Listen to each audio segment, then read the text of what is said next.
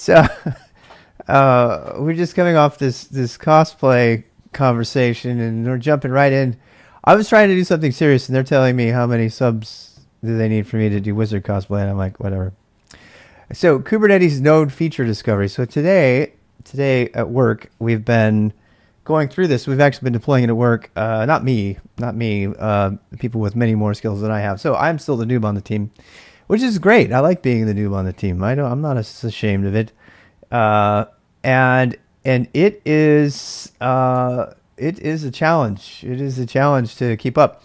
So this is a quick little Zettelcast for myself, but I'm trying something new where if I take notes, I'm going to go ahead and just make a video about them so you can maybe learn along with me if you want. But so there's this thing, and it's called Kubernetes Node Feature Discovery. Anybody remember WMI from Windows? Anybody remember what that is? So what is WMI? Once upon a time, you could do a query against the machine. You can see all its stuff. So I need to put my Pomo timer on. Pomo start. Yeah, there we go. A whole 10 minutes.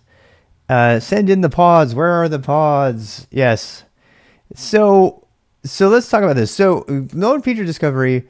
So one of the things about Kubernetes is that, is particularly for an old school system administrator like me, is where is all my insight into my system? My nodes are all abstracted away, right?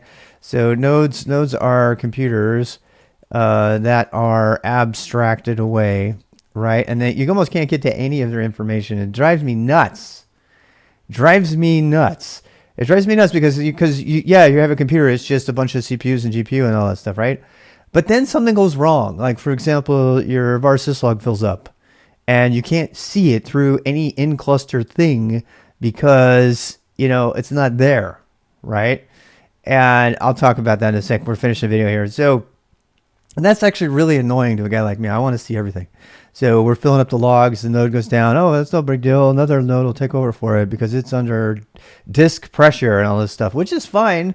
I love all that. But what bothers me, I think, is this kind of lack of directly being able to LS things, and all that old school kind of idea. You can still do all those things, and I don't have any nodes to really do this with right now. I was going to actually demonstrate it. I'm not going to demonstrate it right now. This is just an introduction video about node feature discovery, just to let you know that it exists. So there's actually two. This is an official project as a part of Kubernetes, node feature discovery. And I can't show you the ones from work, but you can just go read about it. And what you do when you put this on your system is it gives you a whole bunch of extra information. A lot of it is just true false, by the way. It's just like flags. And these things all pop up as labels. These are all labels.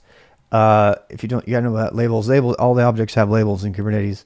And that's all well and good until you're logging. So we're having troubles now because our logging is not troubles, but our logging is getting more verbose because we just added a ton of new labels, right? Labels and annotations, and so that's what you get here. And but it has lots of extra things. As far as we know, I haven't been able to find out if we are able to customize which of the labels you can show, whether you can eliminate some of them. I imagine you can. I'm just this is just my very first exposure to it. So this Zetcast is just about what it is. So node feature discovery case. So this gives you gives insight into the hardware. I mean, they say all the time when you do containerization on Kubernetes, you don't care about the hardware, right? Well, actually you do. Sometimes you want to know what devices it has connected to it and what kind of CPUs it has, how many cores it has. I mean, those kind of things you can kind of tell. But more importantly, does it have a GPU, right? So there is actually another project from Nvidia that we're also deploying at the same time called, you don't care until you really care, yeah. Called, what is it? It's called GPU feature discovery. And also, so GPU... feature discovery from Nvidia, and we actually need this one a lot because our cluster is all high performance machine learning jobs, and almost all. So we need it because they need to know how many CUDA cores, what set of CUDA cores there are, and things that I don't know anything about, but that they really care about. In fact, this came from our customer base. They wanted us to add it into the system. So TPUs, yes. And so they want all of that, and they need to be able. So they don't really it gives you into the hardware and the kernel. That actually, I was looking through the list. I was actually surprised because it's not unlike WMI or what was it? It's not LDAP. It's what's the protocol? It's not SMB. SMB is the Samba thing. What's the protocol that shows you all the things that are on a system on Windows? And then when it first came out, you could query the port and it would blue screen. That was really funny. You could Nmap a Windows machine and blue screen it. You could cause it. It was SNMP. Yes, thank you. Yes. Not unlike SNMP. So, yes, thank you, people. I couldn't remember my protocol names. So it's not unlike that. I mean, it's in the same idea. It's like, hey, what if we took that same information from a thing like SNMP and made that available to the people writing deployments and jobs and all the services and everything that they're doing inside of that. Now, how does the node feature discovery work? So I'll just put this out there really quick since we have a couple minutes. So it uses something called a DaemonSet, and I've only been working with DaemonSets for like 2 weeks. I've never written my own. A DaemonSet, so it uses two DaemonSets. No, it uses daemons. I'm gonna put DaemonSet.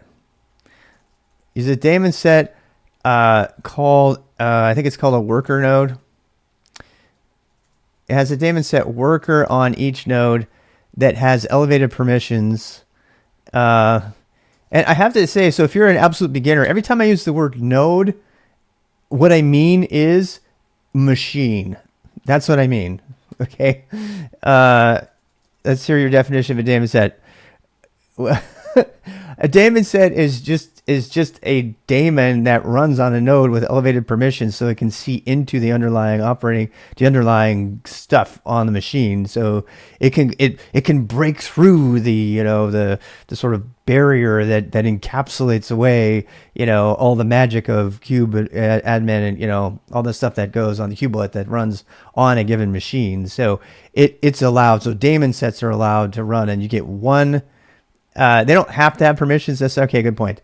DaemonSets don't necessarily have permissions, but you can give them permissions. So I guess it's fair to say that the node feature discovery these DaemonSets have been given more privileged information. And so actually I'm super interested to hear about, and this is not related, we only have 2 minutes, but I'd really like to see how eBPF is going to play with this. eBPF is the whole kernel thing in Linux that lets userland applications see kernel level stuff. They can actually do kernel level things, and you have to allow it and all that.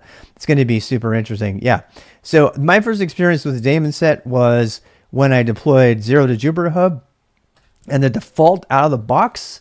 Be careful if you're going to do this, by the way.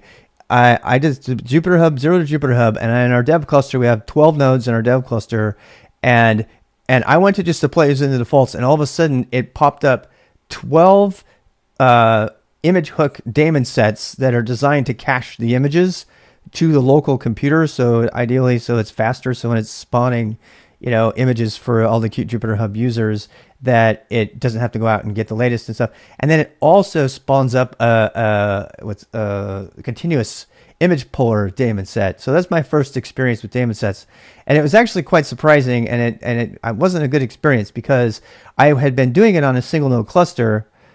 Yeah, we only had 12 nodes. Yeah. So this is a dev cluster, so it's fine. So, I had done all my practicing. So just note to the beginners out there, I had been doing all the practicing on my single node kind cluster on my machine, and I didn't realize that it was a daemon set. And at the time, honestly, I didn't know what a daemon set was. I mean, not really. I mean, I'd not really gotten into it. And so then I go to show my team lead, hey, I got this working, and he said, fine. So I popped it up. And it took a little bit of time. Why? Because it fired off 12 daemon sets. And he went, oh, no, we don't want that. And then I found out you can disable the daemon sets for the image puller. This optional stuff, but it was default. It was the default setting in the Jupyter Hub, 0 to Jupyter Hub setup using the Helm charts 1.0, which is, we thinking it was going to get us along so differently. So you might run into this sort of thing. So that's what a daemon set is. That was my first experience. Node feature discovery is a daemon set. So you're going to have this one daemon with sort of elevated permissions on all your nodes running that can see into your thing. And Nvidia has one right now called a GPU feature discovery as well, and all of its labels appear with nvidia.com. The ones from the standard Kubernetes one are what is it? I can't remember. It's one of the standard labels though, so you'll see it. But it adds tons and tons of labels, so it's kind of annoying when you do get nodes. Yeah, so like normally you do like k get node, right? Get nodes, and it gives you all your nodes, and you get all your stuff here. So I mean, this stuff you get. This is the stuff you get without those. I don't think those are labels. Are those labels? No, those are not labels. Conditions label. So yeah, it's kind of fun. I'm getting into more of the node stuff. Using the k get nodes command a lot more. And I kind of want to build my cluster out. So sounds like we're gonna be here for a while. So I need to build my cluster out locally. I'm just talking out loud, but so that's what's up. Here's where it would show up, by the way. So this is where you would get all your labels, either under labels or annotations. In case you're wondering, labels are the new hot way to do annotations. You can still do both. Tanya, tell me the difference between annotations and labels for the viewing public, because as I understand it, annotations are the old way of doing labels. They've been around forever, and they sort of annotate a thing, and labels are like the preferred way to communicate stuff about your pod or associate your apps together and pull everything together and things like that. And in our particular case of work, I'm just trying to decide what the difference between annotations and labels is. And the short answer is labels are the new hotness. So that's my short answer to everyone out there. But if you're not doing something like node feature discovery, then like our company has had, you have to start managing all your own labels and coming up with your own labeling system for the different types of systems you have. So this one has a GPU, this one doesn't have a GPU, this one is located in this particular place, or this one has. So you have to kind of invent all of these labels to give insight into the node. And so the node feature discovery project, as I understand it, came about because of the seeking for, some commonality between all these things you might want to know about a node. Now, the downside of that is they're both, I know, annotations, labels are still there. You can do both, but it's generally, I'm just telling all the application developers out there, if you're going to do this stuff, labels are for the identification of an object, right? So, that's interesting. Interesting. Okay. So you can people use labels to associate things together and everything like that. So I think this would be, I think the discovery stuff belongs in the annotations, but from what I remember, it actually writes it to both places. So and then by the way, there's another piece of this. It has a master to receive. To handle all the labeling and annotations. So that's what it is. As master, it just reports in. It's pretty much the same thing that you would build. They just did it. But again, the downside is, as far as I know right now, you can't decide I don't want every one of these labels for everything, and there's a lot of them. And if you played around with SNMP when you were young, you know that they can get crazy with that. I mean, they can end up putting so many data points in there that it starts to lose its appeal, because now it's like in there all the time. And so that's it. That's just this little Zetcast of mine. It's just a quick little introduction to the node feature discovery. I thought I'd make it because I just found it. I've been asked to do some stuff with it. I'm actually, we have an infrastructure chart repo where we keep our overlays on top of the Helm charts, which is like a seventh level of abstraction, because sometimes the Helm charts aren't enough and you have to customize the Helm charts. Well, the Helm charts are supposed to be, abstracting away the stuff from all the other stuff. So you have like seriously at least 4 levels of abstraction, and we have our own way of layering our overlays and our versions of the Helm charts on top of the versions of the Helm charts, with our own values and customizations. And so I'm doing that for I'll be doing that, it looks like, for the GPU feature discovery once they get that set up and working. Yeah, they aren't indexed for. Oh wait, annotations are not optimized for indexing.